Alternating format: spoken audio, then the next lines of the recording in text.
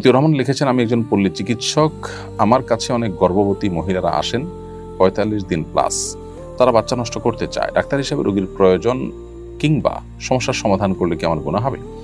প্রথম কথা হলো যে বাচ্চা নষ্ট করা ক্ষেত্র বিশেষে জায়েজ। ধরুন বাচ্চার মধ্যে এখনো হার্টবিট আসেনি, প্রাণ আসেনি, এর মধ্যে বাচ্চার জন্ম যদি হয়, বাচ্চা যদি মায়ের গর্ভে স্থির হয় এবং যথাযথভাবে জন্ম নেয়, তাহলে সেক্ষেত্রে বাচ্চা কিংবা মায়ের জীবনের হুমকি আছে। এরকম পরিস্থিতি যদি তৈরি হয়, তাহলে সেই ক্ষেত্রে সেই পরিস্থিতিতে আপনার বাচ্চা নষ্ট করাকে উলামা কেরাম জায়েজ বলেছেন, মা বা মায়ের জীবনকে রক্ষা করবার জন্য বিশেষ করে।